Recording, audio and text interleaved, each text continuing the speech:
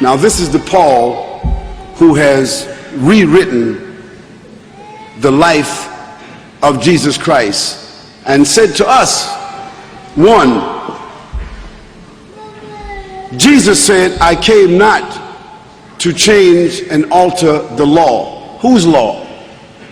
The law of Moses.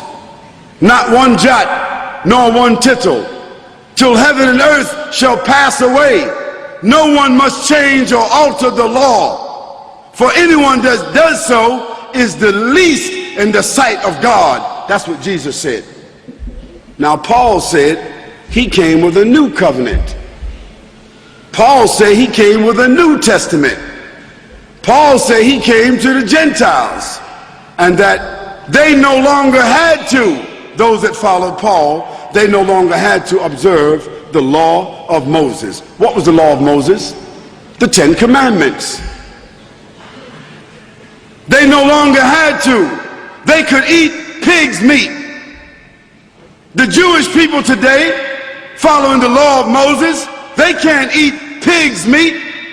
So how could Paul change that law and tell them they could eat pig's meat?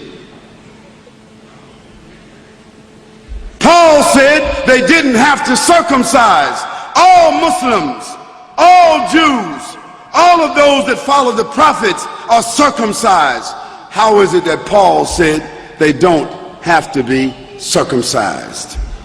Paul said they didn't have to observe the Sabbath. Now the Sabbath is one of the commandments, one of the 10 commandments. And Jesus said, when they asked him about, Jesus said, do you know which is the greatest of all the commandments? What commandments was he talking about? He's talking about the commandments of Moses. He said, do you know which is the greatest commandment? Jesus said, love the Lord thy God with all thy heart and all thy mind and all thy soul. This is what Jesus said was the first of the commandments. Because that commandment from Moses was, hear ye, O Israel, the Lord thy God is one, and thou shalt not worship anyone except the Lord thy God, and thou shalt not bow down to any graven images in the heavens or in the earth or in the sea below. For the Lord thy God is a jealous God, and thou shalt not worship any gods along with him. That was the first of the commandments. But Paul said we didn't have to observe that commandment. And it was through the epistles of Paul that Constantine later on, 300 years later, he decided to reconcile this new Jesus at the Council of Nicaea. To be specific, in the year 354, it was Constantine that reconciled Paul's Jesus from the historical Jesus and decided that he would go with Paul's Jesus and kill everybody else. And that's where the Trinity was born.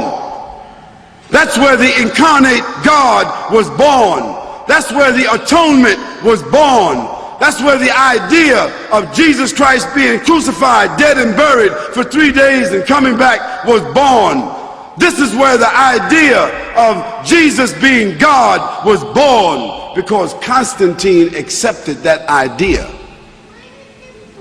Because Constantine had already deified his father as Sol Evictus. And that's how December the 25th became the birthday of Jesus, although Jesus could not have been born December 25th, because that would have been the winter in Lebanon. And anyone here that is from Lebanon will tell you September the 25th is probably snow in the ground. So why would they have a baby in the manger when there's snow on the ground? But that was the date of the Sol Evictus. And that's when they changed the Sabbath from Saturday, from Yom Sabt. All the Arabs in this room know Yom Sabt, the Sabbath is Saturday. So how did the day of worship for the Christians become Sunday? Because that was the day of the worshiping of the sun. And that's the day that Constantine worshiped. And that's where they took the name of Jesus and changed the Sabbath and made it into Sunday. And Moon Day, Monday. And Tuesday, another god. And Wednesday, another god. And Thursday, another god. And Friar's Day, another god. All gods of the Romans and the Greeks. What did that have to do with Jesus Christ? Absolutely nothing.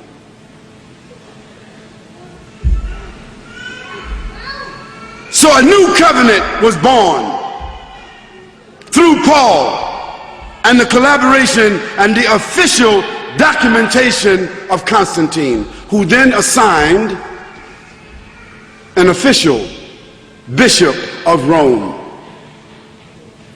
That bishop of Rome became the official pontiff of the Catholic Church. And so today, that's why the Pope is called the pontiff. He's called the shadow of God on earth. Whose shadow? Whose God? The God of Paul, the God of Constantine. Certainly not the God of Jesus. Now Paul, through his writings, set up a nefarious situation that virtually stamped out, wiped out, imprisoned, tortured, killed, eliminated all of the Unitarians, because those that follow Jesus Christ were called Unitarians. That means they were subscribing to one God. And what happened to the Unitarians? They were thrown to the lions. They were thrown to the lions until they were gradually eliminated. Then Constantine made Christianity the official religion. Why? Because he made a distinction between the Nazarenes and the Christians. If you were Christian, you were cool. If you were Christian, you were official. If you were Christian, you could be assimilated. If you were Christian, you were Constantized. If you were acceptable, if you embraced the Pauline doctrine, then you became a Christian. And Christian then became an antithesis of the Nazarenes. It also became an antithesis of the life and the message of the historical Jesus. This new evolution, this new faith system, officially adopted by Constantine, the Roman emperor, the establishment of the Church of Rome, and the subsequent Christology that has developed. I said Christology. Now, what is Christology? Christology is the scientific, systematic dramatization and mythological replacement of the historical Jesus. That's what Christology is. Because if we want to love Christ and follow Christ, we have to follow the real Christ. We have to follow, find, and subscribe to the historical Christ. The issue is, who is willing to follow the historical Christ? And even after you receive the information, some of you are angry right now.